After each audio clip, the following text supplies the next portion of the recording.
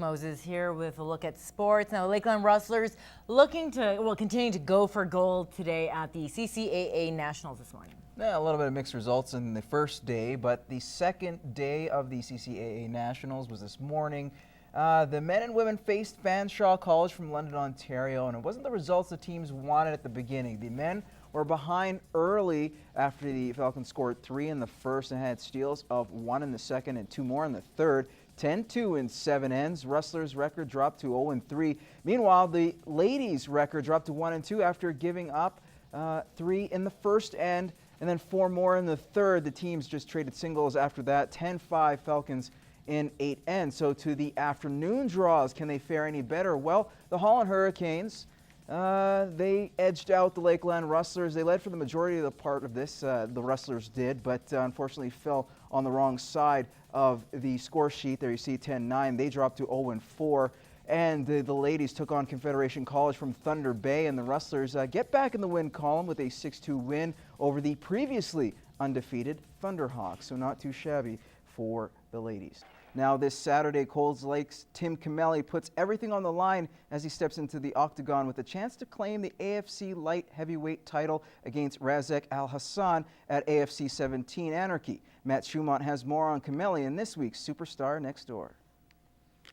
After a win over Mike Kent in November, Tim Camelli has been given a shot for the AFC light heavyweight title on Saturday. Coming into this fight, Camelli says this has been the most demanding training he has been put through. 11-week camp this time. It's been the longest camp I've ever had. A lot of dedication, a lot of sacrifice away from the family.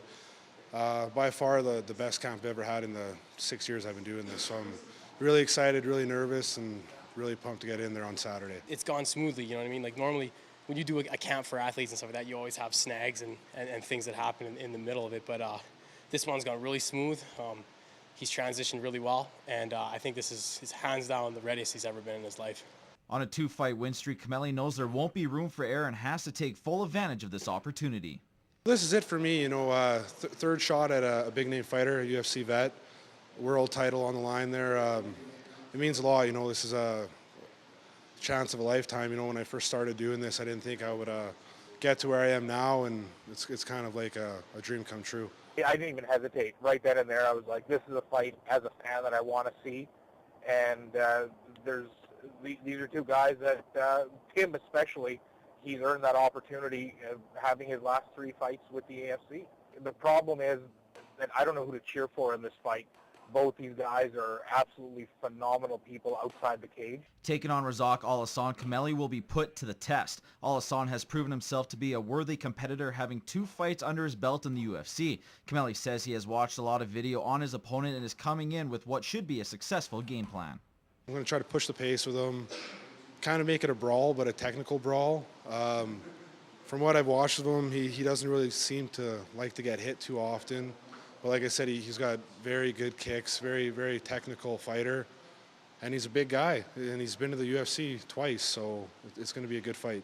Going through an 11-week camp to prepare for this fight, Camelli has been away from his wife and 2 kids and will be using that as extra motivation to bring his family back a light heavyweight belt.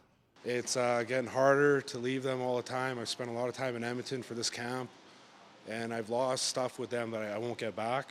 And it hurts. It hurts a guy, you know, but it's a sacrifice people want to make to do this. And I'm going to be using that on the 23rd when I go in that cage. Matt Schumont, Newcap Sports.